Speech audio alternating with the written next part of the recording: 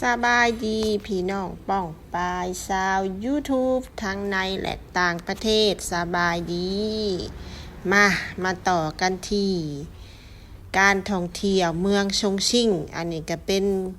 วันที่2ของการมาเที่ยวเนาะอันนี้ก็จะเป็นบรรยากาศโรงแรมและคณะทัวร์ของเฮาก็จะลงมากินข้าวเช้านะทุกคนเนาะข้าวเช้าที่ทางโรงแรมเพิ่นได้จัดไว้ให้ก็เป็นอาหารของประเทศจีนเนาะทุกคน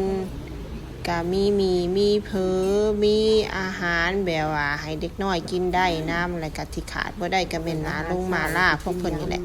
เพราะว่าเมืองซงซิ่งมันเป็นเมืองกำเนิดของพริกมาล่าหรือหมักเพชรมาล่านั่นแหละเนาะทุกคนเนาะและเมืองนี่มันก็เป็นเมืองหนาวเมืองหมอกเพราะฉะนั้นมันต้องกินมาล่าเพื่อให้ตัวเองฮ้อนอยู่ทางในเรื่อยๆสุขภาพก็จึงแข็งแรงบ่เป็นบาดบ่เป็นไอเนาะอันนี้เฮาก็หลังจากกินข้าวแล้วก็ออกเดินทางอากาศก็ประมาณนี้แหละทุกคนตามที่ได้เห็นก็จะมันไผเลือกมาเนาะเดือนนี้เนาะทุกคนฝนตกทั้งฝนทั้งหมอกหนาว10องศา5องศาใครแต่บ่ติดลบอันนี้ก็เป็นสะพานข้ามแม่น้ำเนาะทุกคนเนาะก็ข้ามไปข้ามมาวนไปวนมานี่แหละเนาะมื้อนี้เฮาก็จะเดินทางไปเบิ่งหมีแพนด้าหลังจากไปเบิ่งหมีแพนด้าแล้วเฮาก็จะไปขี่รถไฟทะลุตึกแล้วก็จะไปถ่ายรูปที่รถไฟทะลุตึกเนาะจากนั้นเฮาก็จะไปหมู่บ้านโบราณนะหมู่บ้านโบราณที่อยู่ทึงเขาเนาะก็ภาพบรรยากาศเป็นแนวใดก็ขอให้หมู่เพื่อนทุกคนรับชมกันจนจบเนาะอันนี้ก็เป็นการซื้อทัวร์อยู่ที่เมืองลาวเนาะราคาก็ประมาณอยู่400เหรียญ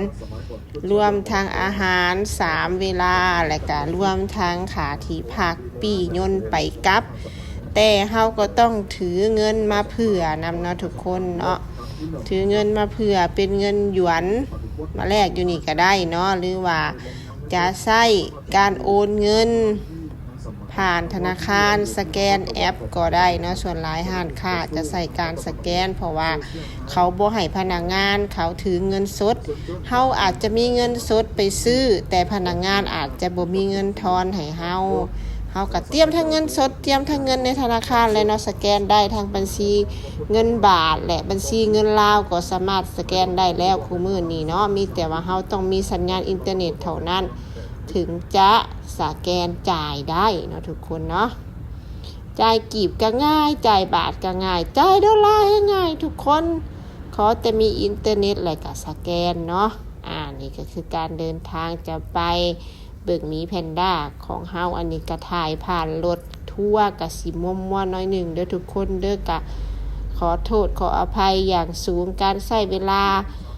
ออกไปนอกเมืองเนาะออกไปนอกเมืองก็ใช้เวลาอยู่40นาทีบางบ่อนก็รถติดบางบ่อนก็รถบ่ติดแต่ว่าพนักงานเพิ่นก็ขับรถบ่ไหวแล้วเฮาก็พังการบรรยายของไกด์เฮาจะเป็นคนจีนแต่เว้าภาษาไทยได้เพราะว่าเพิ่นน่ะเคยเฮ็ดเวียกกับคนไทยและรับคณะกรุ๊ปทัวร์ไทยหลายกว่ากรุ๊ปทัวร์ลาวเนาะอันนี้ก็คือบรรยากาศของ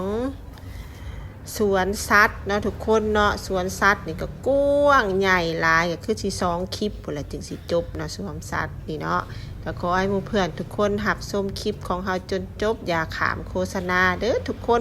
อะไรก็สิบอกอีกอย่างหนึ่งเนาะเฮามาท่องเที่ยวนะบริษัทท่องเที่ยวนี่ก็ดีแนวหนึ่งเนาะ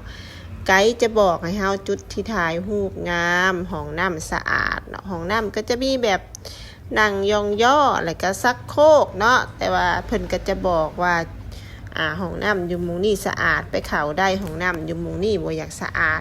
แต่ถ้าเป็นสาธารณะก็บ่อยากสะอาดปานใดแต่ก็ยังโอเคเนาะ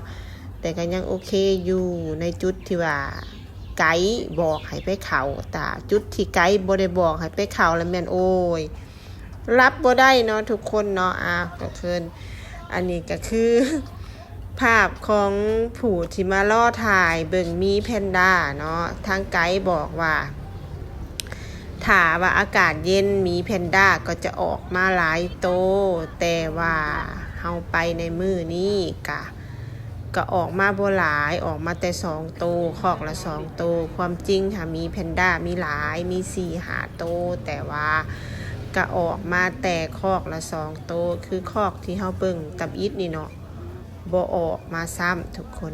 เพิ่นบ่ออกมาสร้างคอกที่เฮาเบิ่งตับอิฐนี่นะและคอกที่2เนาะเพิ่นจึงออกมาเนาะ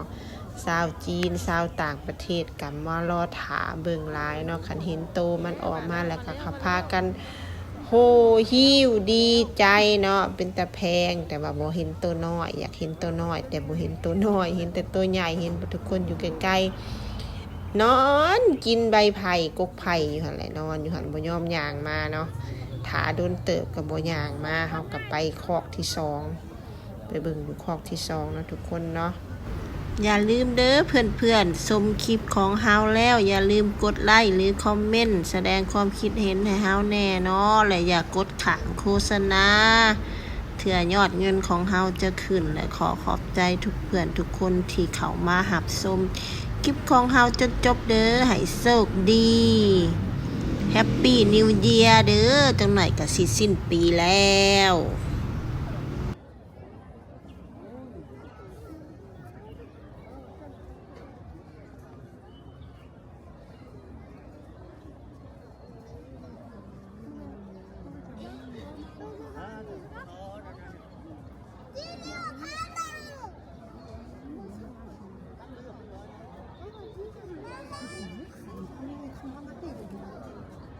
นอนอยู่ตัวเดียวนะตัวอื่นก็ออกมา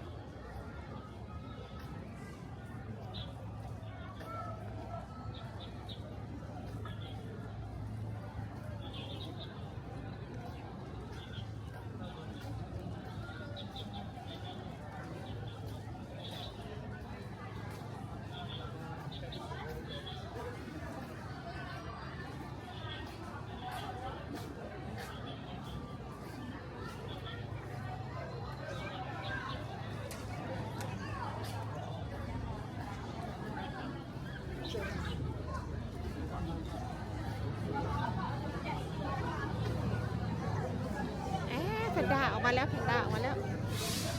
แพนด้า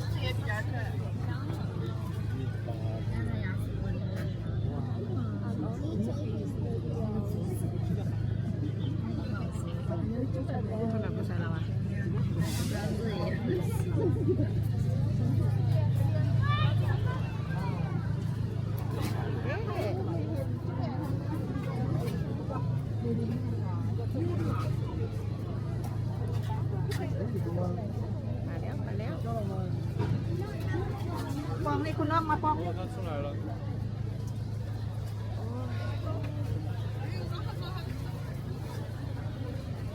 ไปใส่แล้ว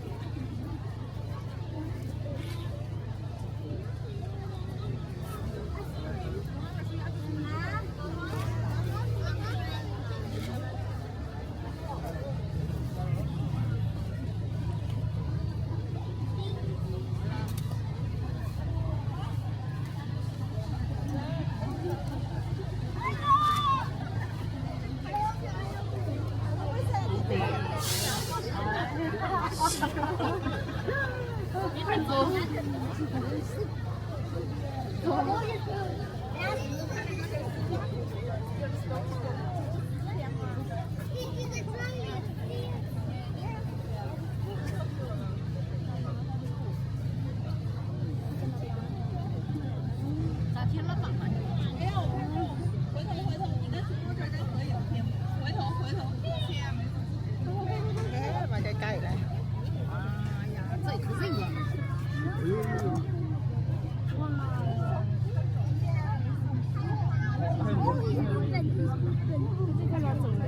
哎呀，这样的笨。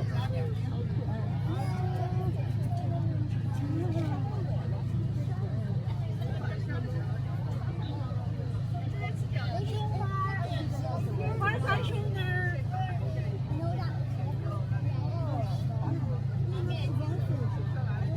是不是这个草坪？哦，这么他那个就那喊出来，你看那个白半开车那个不是？一个那个在工地待着呢，那个那是老头子，推在工地你还换腿子是的。